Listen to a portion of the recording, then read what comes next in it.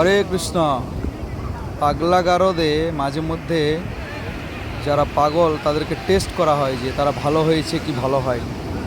এই টেস্ট করার জন্য তাদেরকে প্রত্যেকের হাতে অজস্র ছিদ্রওয়ালা একটা পাত্র দেওয়া হয় এবং তাদেরকে বলা হয় যে তোমরা এই পাত্রটা জল ভর্তি করে দেখাও। তো তখন যাদের পাগলামি ঠিক হয়ে গেছে, যারা ভালো হয়ে গেছে, তারা বুঝতে পারে যে এই ছিদ্রযুক্ত পাত্রে কোনোদিনও জল ভরা সম্ভব নয়। কিন্তু যাদের পাগলামি কাটেনি, সুস্থ হয়নি, তারা কিন্তু সেই চেষ্টা চালিয়েই যায় কী করে এই ছিদ্র পাত্রে জল ভরা যায়।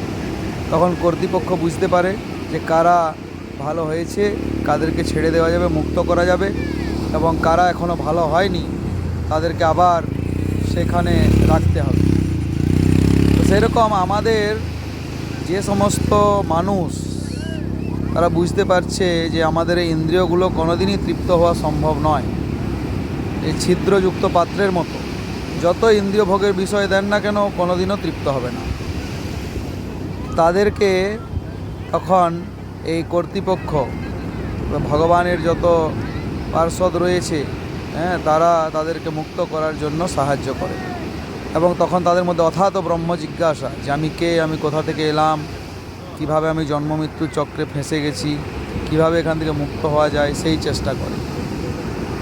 আর যারা বুঝতে পারেনি, যারা ভাবে আমাদের এই ইন্দ্রিয় তৃপ্তি আমরা করব, তারা সেই ছিদ্র পাত্রে জল ভরার মতো ইন্দ্রিয় তৃপ্তির নেশায় সারা জীবন বুঁদ হয়ে থাকে এবং তারা এই জন্ম মৃত্যুর চক্রে বারংবার পতিত হয় এবং কোনোদিনও তাদের ইন্দ্রিয় তৃপ্ত হয় না এবং তার পিছনে ছুটে ছুটে তারা শুধুমাত্র কষ্টই ভোগ করে। তাই আমাদেরকে উপলব্ধি করতে হবে আমাদের যে ইন্দ্রিয়গুলি রয়েছে সেগুলি তৃপ্ত হবে কিভাবে, সেটা শাস্ত্রে বর্ণনা করা হয়েছে। যে সমস্ত ইন্দ্রিয়ের যিনি অধিপতি ঋষিকেশ ভগবান শ্রীকৃষ্ণের সেবা করার মাধ্যমে এই ইন্দ্রিয়গুলো পরিতৃপ্ত। ঋষিকেন হৃষিকেশ সেবনং ভক্তিরুচ্যতে।